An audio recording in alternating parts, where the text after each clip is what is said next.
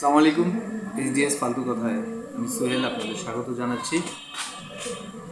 আমাদের আজকের একজন মেহমান খুবই গুরুত্বপূর্ণ ব্যক্তিত্ব, তিনি একজন মন্ত্রী। তাকে আমন্ত্রণ জানাচ্ছি, আসুন তার সাথে কথা বলি, দেখি তার মন্ত্রিত্ব কী আছে। আসসালামু আলাইকুম স্যার। স্যার, বিষয়টা হলো, আপনি বলেছিলেন যে আমি যখন আসবো রুমটা অন্ধকার রাখবো। আসলে অনুষ্ঠান করলে অন্ধকারে যদি রুম রাখি, আপনার চেহারা আমার চেহারা দেখা যাবে না, আমার অনুষ্ঠানটা মানুষ দেখতে পারে না, খালি কালো দেখা যাবে। তো একটু হালকা আলোর ব্যবস্থা করেছি যাতে আপনার চেহারাটা আমার চেহারাটা একটু দেখা যায়। মাইন্ড করিয়েন না স্যার, এটা ঠিক আছে তো? ঠিক স্যার এখন ঠিক দিয়ে তুমি কি বুঝাতে চাচ্ছ আমি জানি না। বাংলাদেশের তো কোনো কিছুই ঠিক নেই। আপনি একজন মন্ত্রী হয়ে যদি এটা কথা বলেন, আমি সাধারণ লোক স্যার, তাহলে আমি কি বলবো? দেখো, এই কারণে বলছি, যেমন আমি আগে শিক্ষামন্ত্রী ছিলাম, এখন আমি কয়লা মন্ত্রী। শিক্ষামন্ত্রী তো ছিলেন সেটাও জানি, এখন কয়লা মন্ত্রীতে আসছেন এটাও জানি। দর্শক কিন্তু শিক্ষামন্ত্রী বর্তমানে কয়লা মন্ত্রী। তো বলেন স্যার, আপনি বলেন। শিক্ষামন্ত্রী থাকা অবস্থায় আমি বই খাতা চুরি করছি, অনেক চুরি করছি, তুমি চিন্তা করতে পারবে না। তো আমরা বিগত দিনে সুন্দর করে শিক্ষা ব্যবস্থাকে একবারে ধ্বংস করে দিয়েছি। শিক্ষা ব্যবস্থাকে আমরা পুরোপুরি ধ্বংস করে দিই। পাশের হার 84, পাশের হার 85, পাশের হার 89, পাশের হার 94, সমানে পাশ করে দিই। করোনাকালীন সময় তো আরো বেশি auto pass. Auto pass. Auto. এই আপনি তো তখন শিক্ষামন্ত্রী ছিলেন। না, তখন আমি কয়লা মন্ত্রী। কয়লা মন্ত্রী। আগে আমি শিক্ষা ব্যবস্থাটাকে খারাপ করে রাখছি, তখন আমি কয়লা মন্ত্রী হলাম। যাই হোক, এখন আমরা যেটা করতে চাচ্ছি সেটা হচ্ছে যে কয়লা কালো শিক্ষা দিয়ে আমরা দেশটাকে উন্নয়ন করতে চাচ্ছি। এই কারণে আমি তোমাকে বলছিলাম যে অন্ধকার না, কয়লা কালো শিক্ষা দিয়ে আপনার দেশকে উন্নয়ন করবেন, আলোকিত করতে চাচ্ছি। এটা কিভাবে সম্ভব স্যার? কয়লা কালো শিক্ষা এখনো তুমি বোঝো না? কয়লা ধুইলে কি ময়লা যায়? না, ময়লা যায় না স্যার। ময়লা যায় না কেন? কয়লা তো কয়লাই, যতই ধুবে ততই তো ময়লা বেরোবে। তো আমরা এডুকেশনটাকে ঠিক এরকমই করতে চাচ্ছি। এডুকেশনকে আমরা ভালো রাখতে চাচ্ছি না, এডুকেশনকে আমরা কখনোই ভালো রাখতে চাবো না। আর কেন কখনো- ভালো রাখবেন না স্যার? কেন রাখবো এটা বলো। আপনার আমার যখন দেশের মধ্যে শিক্ষার হার বাড়ে যাচ্ছে, আমি উন্নত বিশ্বকে দেখাচ্ছি আমাদের এখানে শিক্ষার পরিমাণ অনেক বেশি, কিন্তু এই শিক্ষার যখন ব্যবস্থার মধ্যে তুমি চলে যাও, একটা কাগজ কলম দিলাম, তোমার দেখো, যদি আমি 100% শিক্ষিত তো আমরা লেবার পাবো কোথায়? লেবার পাবো না। লেবার পাবো না। যদি 100% শিক্ষিত পাই তবে আমরা লেবার পাবো। কিন্তু আমাদের দেশে এখনও লেবার পাওয়া যায় SSC pass, HSC pass, even degree pass পর্যন্ত এটা পাওয়া যায়। পাওয়া যায়। তুমি গার্মেন্টস ইসের মধ্যে চলে যাও, তুমি শ্রমিকে চলে যাও, ওখানে তোমার অনেক পাবা, অজস্র পাবা। আমরা বেতন কম দিয়ে তাদেরকে আটকায় রাখি। আমরা এই কারণে কালো শিক্ষা, এই যে কয়লা কালো শিক্ষার কথা বলা। দেখো, এখন ডিগ্রি পাস দুর্ভাগ্যজনকভাবে বলতেও হয়, আর এটাই সত্য, আমরা কত শিক্ষাটাকে ভালো করেছি। দেখো, শিক্ষাটাকে আমরা জিরো থেকে উঠায় অনেক উপরে নিয়ে আসবো। ডিগ্রি পাস একটা ছেলে বাংলায় দরখাস্ত লিখতে পারে, স্যার এতে আপনার ইন্টারেস্ট আছে তো, বলছি, সব কিছু বলছি। একটা বাংলায় একটা দরখাস্ত লিখতে পারে না কে? সেটা আপনার জন্য তো পারে না স্যার। আপনি অটো পাস দিচ্ছেন, আপনি এমনিতে পাস করাই দিচ্ছেন, ফেল করা ছাত্রকেও পাস করাই দিচ্ছেন, যার ফলে তো সে বাংলায় দরখাস্ত লিখতে পারে না। Student, student. তারপর গার্মেন্টসের কর্মী। এইবার আসো নাম্বার 1, আমাদের দেশে শিক্ষা ব্যবস্থা কেমন ছিল আগে? আগে ভালো ছিল। আগে কেন ভালো ছিল? কেন ভালো ছিল? আপনার মতো লোক ছিল না। জি না, আমার মতো লোক ছিল, কিন্তু সেই সময় শিক্ষকের হাতে লাঠি ছিল। শিক্ষকের হাতে লাঠি ছিল, এখন শিক্ষকের হাতে কলম আছে। কদু দিয়ে দিছি, কদু। শিশুকে মানা করে দিয়েছেন যে একবারে কোনো ধরনের কাউকে মারা যাবে না। যখন তোমার সন্তানকে তুমি যখন শাসন করতে পারবে না, তখন তোমার সন্তান কেমন হবে? সন্তান ভালোই হবে। কীভাবে ভালো হবে? তাকে আমি আশকারা দিব, তাকে আমি বিভিন্নভাবে বুঝাবো।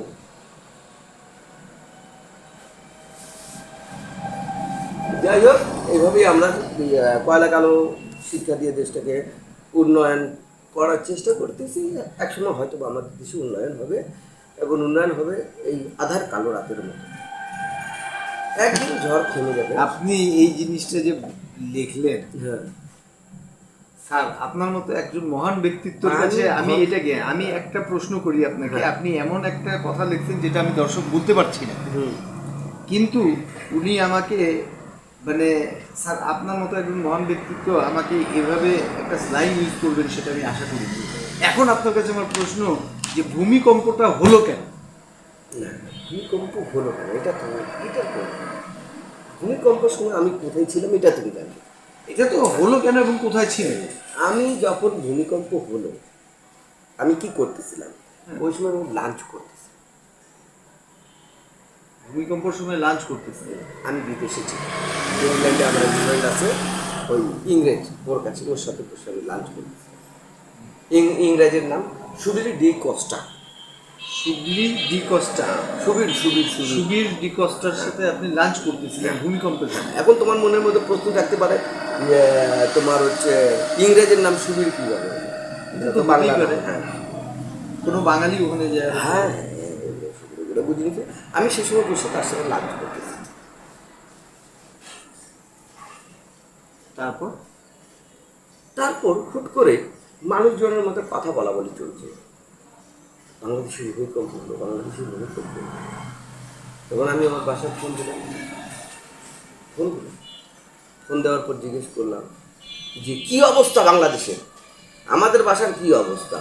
তা আমাদের বাসায় কোনো ক্ষতি হয়, তোমার যে খারুজ বাপ আছে ওর ঘরের মধ্যে একটা ফাটল আছে। আপনার বাবার রুমের মধ্যে ফাটল আসছে, আর কিছু হয়নি। আর এই ফাটল আসার পর তো আমি তাড়াতাড়ি ওখানকার যারা ইঞ্জিনিয়ার ছিল তাদেরকে পাঠিয়ে দিলাম, যা দেখো কী অবস্থা। তারপর আমি আবার লাঞ্চ করতে বসে গেলাম। তো ওরা যাই, ওরা দেখছে, দেখার পর সব কিছু ঠিক আছে, কিন্তু আমি ভাবছিলাম ভূমিকম্পের সময় মনে হয় আমার বউটা মনে হয় মারা ধসে যাবে। এই ধরনের কেন ছিল? না না না না না না, ওই ধরনের চিন্তা ভাবনা তো তার বাপ করতে করতে মারা গেছে জন্মের আগে। শালা এইরকম একটা মেয়ে জন্ম নেবে দেখো। কেন তার মানে আপনার ওয়াইফ ম্যাডাম ম্যাডাম ম্যাডাম ব্যাপারে আপনার মন্তব্য বা ধারণা এরকম কেন? তুমি আমার বউয়ের বিষয়ে এত ইন্টারেস্টেড কেন? আজব লোক তুমি। তোমাকে তো আমি একটা কথা কি বললাম, তুমি এখন আমার বউয়ের পিছনে পড়ে গেলা। তোমার আমার বউয়ের সাথে তোমার কি সম্পর্ক বলো তো? না স্যার, না না না না না না না না, আমি এনএসআই কে এখনই পাঠাবো তোমার কাছে। তোমার আমার বউয়ের সাথে তোমার সম্পর্ক কি? না না, এমন কোনো সম্পর্ক নেই স্যার। তো তুমি আমার বউয়ের বিষয়ে জিজ্ঞেস করলে কেন? আপনি বললেন যে আপনার শ্বশুরও নাকি মারা গেছে, তাকে জন্ম হওয়ার আগেই সে মারা গেছে, এরকম মেয়ে পৃথিবীতে আসবে। এই জন্য জিজ্ঞেস করলাম যে ম্যাডামের সাথে আপনার আবার কি সম্পর্ক? না না, আমার তো ধরো আমি এখন বয়স্ক মানুষ, আমি এদিক ওদিক বিদেশে চিকিৎসা সব জায়গায় ঘুরতে থাকি। এবং তুমি আমার বউয়ের সাথে তোমার কি সম্পর্ক এটা বলো। আমি এনএসআই ডিজিএফআই সবাইকে পাঠাই দিচ্ছি। স্যার এটা করবেন না না না না না না, আমি তার চেহারাও দেখিনি স্যার, এই জন্য এটা তুমি খুব খারাপ কাজ করছো। এটা তো ধরো এখন তোমাকে দেখা যাচ্ছে তুমি টাকলা মুরাদের মধ্যে তোমার চরিত্র হয়ে গেল ভাই। আমি পরিমণিকে তুমি উঠাই নিয়ে যাইতে চাও, এইটা করো ওইটা করো, এটা দিয়ে ওইটা দিয়ে দুনিয়ার মানুষকে ডাক দিয়ে নিয়ে যাও। না না না না না, তুমি আমার বউয়ের সাথে তোমার সম্পর্ক কি আমাকে বলতে হবে আজকে। ওটার সাথে আমার কোনো সম্পর্ক নাই। আমি জানতে চাচ্ছিলাম যে আসলে আপনি কেন ওনার উপরে এসে দুশ্চিন্তা, ভূমিকম্পের মধ্যে সে মারা যায়। মারা যাক বলি নাই তো, তুমি তো ঘরের মধ্যে কি দণ্ড লাগাবা নাকি? মারা যাক বলি নাই, আমি ভাবছি ভূমিকম্পের মধ্যে। দর্শক, ছোট্ট একটা বিরতি নিচ্ছি, বিরতির পর আবার ব্যাক করে আসছি। স্যার আসলে আমাকে অস্বস্তিতে ফেলাচ্ছেন, প্লিজ একটা ব্রেকের পরে আসছি। দর্শক, বিরতির পর আপনাদের স্বাগতম। আমাদের গেস্ট যিনি একজন মন্ত্রী, আসুন। স্যার সরি স্যার, আসলে আপনি রাগ করতেছিলেন আমার উপরে, রাগ করছেন। তেমন ম্যাডামের সাথে আমার কোনো সম্পর্ক বা সম্পর্ক নেই, প্লিজ এটাকে ইগনোর করেন। আমি খতিয়ে দেখছি, এখন আমি এটা খতিয়ে দেখবো, কারণ আমাদের দেশে যে কোনো ধরনের ক্রাইম যখন হয় তখন আমরা তদন্ত কমিটি গঠন করি। তদন্ত কমিটি গঠন করি, যে তদন্ত কমিটি কোনো আজ পর্যন্ত রিপোর্ট পেয়েছো? তাইলে স্যার আমি বেঁচে গেলাম মনে হয়। না না না না, বেঁচে গেলাম তোমার স্যার, জন্য আমি আমি বেঁচে গেলাম। কঠিনভাবে একটা তদন্ত করবো। এটার কি ইতিহাস ব্রেক করবেন স্যার? আচ্ছা যাও, বাদ দিয়ে দিলাম। তুমি যখন এত করে বলছো ম্যাডামের সাথে কোনো সম্পর্ক নাই, না, তো ঠিক আছে। এখন ব্যাপার হলো হুম ঘটনা এটা না স্যার। স্যার যেহেতু আপনি কয়লা মন্ত্রী, হুম। সমস্ত ধুয়ে মুছে কয়লা কালো করে ফেলছে, হুম হুম। তো কয়লা দিয়ে কয়লা কি আসলেই নেই? এই দেখো, কয়লা দিয়ে মনে পড়ে গেল, আমাদের সরকার যখন ক্ষমতায় ছিল বিগত যতদিনে, কখনো বিদ্যুৎ গেছে তুমি দেখছো? বিদ্যুৎ খুব শর্ট টাইমের জন্য গিয়েছিল। মানে আমরা ঠিক সিস্টেমটা ঠিক এরকম করছিলাম, 30 মিনিট বিদ্যুৎ থাকবে, 30 মিনিট বিদ্যুৎ থাকবে, আর 2.5 ঘন্টা থাকবে না। বুঝলাম না স্যার, 30 মিনিট বিদ্যুৎ থাকবে, 2.5 ঘন্টা থাকবে না? তুমি কি জীবিত ছিল না ওই সময়? তোমার কি জ্ঞান নাই? রাত্রে ঘুমাইতে পারতেছি না, সমস্যা হচ্ছিল স্যার। সমস্যা হচ্ছিল, কারণ আমরা 2.5 ঘন্টা পর্যন্ত এটাকে লোডশেডিং হিসেবে দিয়ে আপনার নিয়ে বাসায় এসেছি। কি প্রবলেম হয়নি স্যার? তোমরা গরিব মানুষ, তোমরা গরিব মানুষ, তোমাদের বাসায় সমস্যা হতে পারে, আমার বাসায় জেনারেটর লাগানো ছিল স্যার। জেনারেটর বুঝলাম না, জেনারেটর বলতে চাচ্ছিলেন? হ্যাঁ, ওই জেনারেটর, তাইলে তো এটা দ্বারা বোঝা যাচ্ছে স্যার আপনার মানে শিক্ষাকে যে আপনি কলুষিত করছেন। হুম। আপনার জেনারেটর কথা দিয়ে এটা কিছুটা স্যার।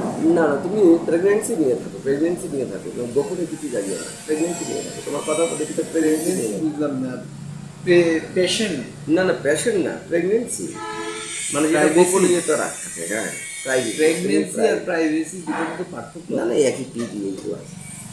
শিক্ষামন্ত্রী স্যার জি। ছিলেন হ্যাঁ, প্রাক্তন, হ্যাঁ, হ্যাঁ। এখন কয়লা মন্ত্রী। হ্যাঁ, কয়লা মুক্তির কারণ হচ্ছে কি, আমাদের সময় আমি কয়লা যতগুলো ছিল সবগুলো বিক্রি করে দুর্নীতি করে হারিয়ে ফেলেছিলাম। এই কারণে কয়লা না থাকার কারণে হচ্ছে আমাদের দেশে নানান ধরনের বিদ্যুতের বিভ্রান্তি হচ্ছে।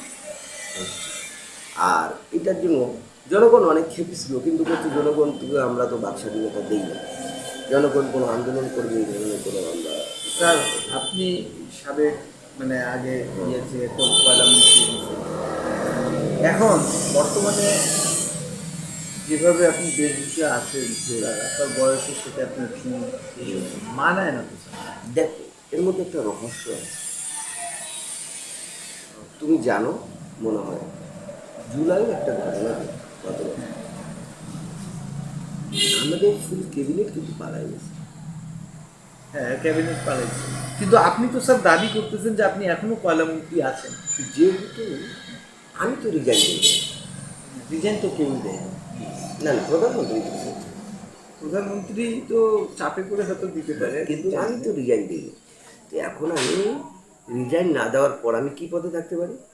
প্রধানমন্ত্রী পদে আমি কয়লা মন্ত্রী আছি এখনো, কিন্তু আমি লুকায় থাকি। আমার স্টুডিওতে আসছেন স্যার, ইন্টারভিউ দিচ্ছি, এই জন্য কি অন্ধকার রাখতে বলছিলেন? এই অ্যাডজাস্টলি, অ্যাডজাস্টলি, অ্যাডজাস্টলি তো স্যার শব্দ কোনো না, একজ্যাক্টলি মানে বাস্তবিক কথা বলছি। তুমি এবং তুমি বুঝতে পেরেছো তো? না, আমি তো বুঝতে পেরেছি। তো ব্যাস, আমরা এরকমই শিক্ষামন্ত্রী ভাই, আমরা শিক্ষাটাকে সুন্দর করে দিন বাই দিন ধ্বংস করেছি। অবশ্যই ধ্বংস করছি, বিদ্যুৎটাকে আমরা ধ্বংস করছি, কিন্তু উন্নয়ন করছি না। কয়লা আপনার মতো লোক স্যার, সরি এটা স্যার, আমি তো স্যার। স্যার ইয়ে বলবো, আপনার মতো স্যারেরাই এই কয়লা ধ্বংস করে দিয়ে এই যে বিদ্যুতের বিভ্রাট, বিদ্যুৎ থাকে না, এটা আপনাদের জন্য। বা আপনাদের বাসার মধ্যে তো জেনারেটর চলে, জেনারেটর চলে, আর ওই জেনারেটর দিয়ে এসিও চলে। জেনারেটর দিয়ে জেনারেটর হবে না স্যার, জেনারেটর হবে। আমার স্যার, একটু বলেন তো, 35টা রুম আছে। 35টা রুম আছে, 35টা রুম কে কে থাকে স্যার? এখানে দেখো, আমি 3টা থাকি,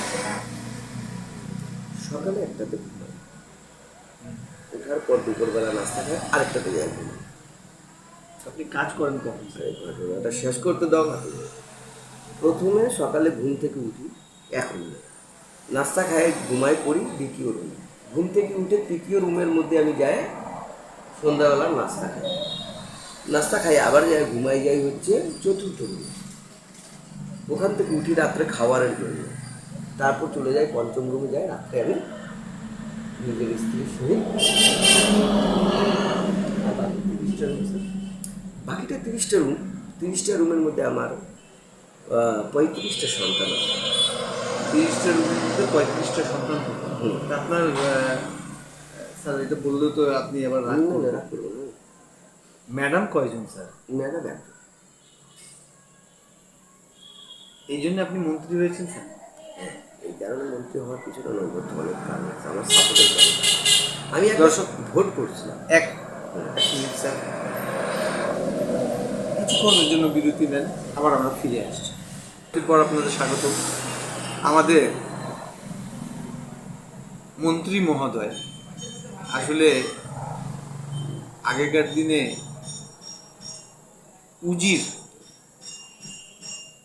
হিসেবেই বলতে হচ্ছে আমাকে, কারণ আগেকার দিনে উজিররা অনেকগুলো বিয়ে করত। দেখা গেছে অনেকগুলো সন্তান হতো, অনেক বড় বড় রুম থাকতো, অনেক বড় কামরা থাকতো। আমাদের মন্ত্রী মশাই আগেকার দিনে উজির ছিলেন, তার পুনর্জন্ম হয়েছে, যার ফলে তিনি মন্ত্রী এবং পলাতক। আপনারাই বুঝেন বিগত দিনগুলোতে কি হয়েছিল। আল্লাহ হাফেজ।